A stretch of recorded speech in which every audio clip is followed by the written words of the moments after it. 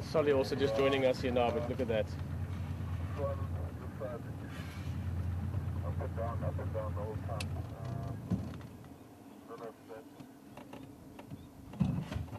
This is not a happy sight. I'm sure quite a few of you are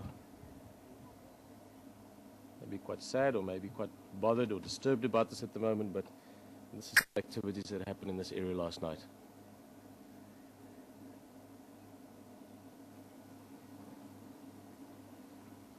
It's the harsh reality of being out in the wilderness, is that all your wild, all your natural, all your beautiful, but also all your harsh and savage behavior takes place out here all the time. Like I said, there's probably quite a few more pieces to this puzzle. This has started, so whether some or all of the other cubs got killed or whether they maybe escaped or managed to get tucked away, no one knows yet. There's a lot of activity still. The guys are busy tracking out there. They found some of the lions up north, but this is what we were expecting for quite a while. Personally, I thought it would have happened earlier, but it seems it's now in the process of happening. Those Mapogos males, the 5 big males, have come up north, and they're now fully aware of a big crowd of females that they previously were sort of marginally aware of only. And it could be a very volatile few days coming along. It's going to turn a little bit.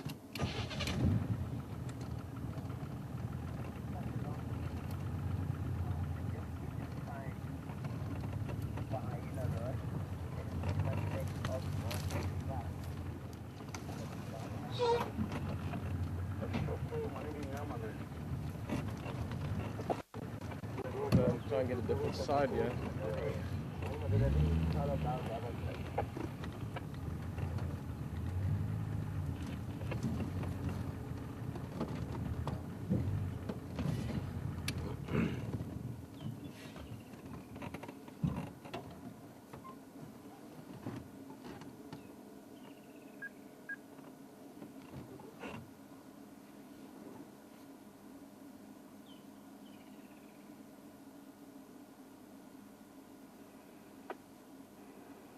I've got him here again, still having this plantation, the WildEarth.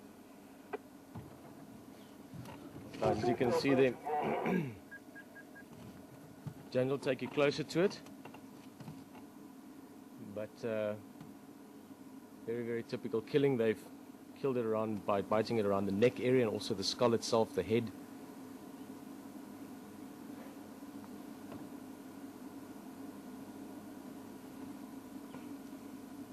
Now, I know that this is, like I said, I'm sure it's quite upsetting for some people. It's very emotional. We've seen lots of these lion cubs from when they were very young. They were only a couple of weeks old when we started seeing them. Over time, we've had some spectacular views and experiences with this pride and these youngsters.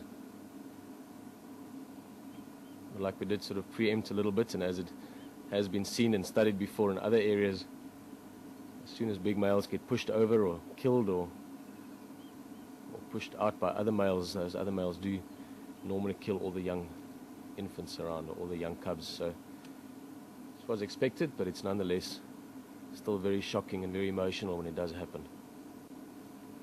I'm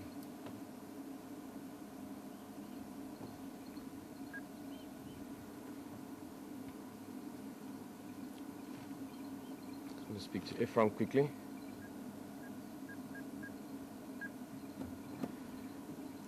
Ephraim again.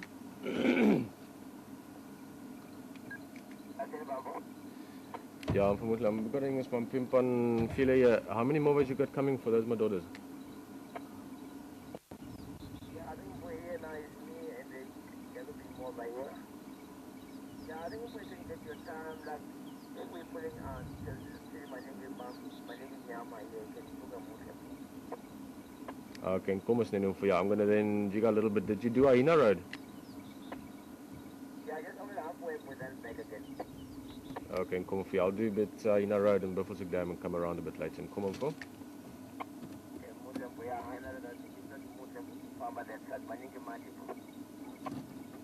Okay, and come on for. Okay.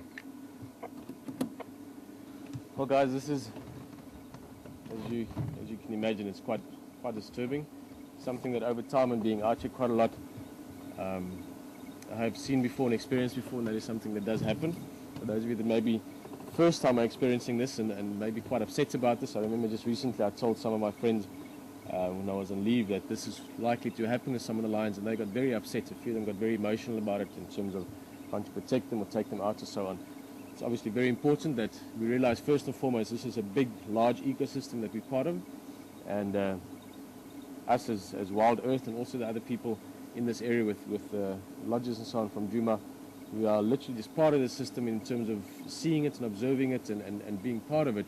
But if we start interfering too much, that wouldn't be right. This is a very natural process, as much as it is horrible, as much as it does seem very savage. Like I was saying the other day when we were talking for a bit, that not so long ago people used to do this as well. Infanticide is not something that is uncommon in mammal behavior, as much as it is quite an emotional issue. In this specific case, what these lions are doing, or their objective with it, it's not consciously necessarily. It's all part of maybe their sort of evolutionary or their primal drive.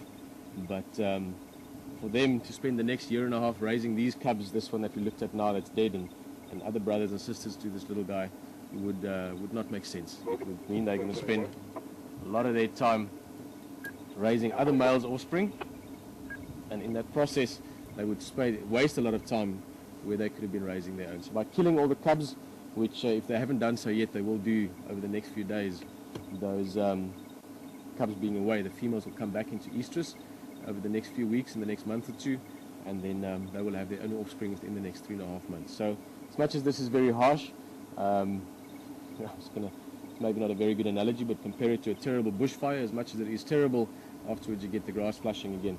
4 or 5 months from now, there's going to be a lot of little cubs around from these new males, and maybe, as much as they are not going to be very popular at the moment, I'm sure there's quite a few people out there at this moment that are wishing we could do something horrible back to the big males.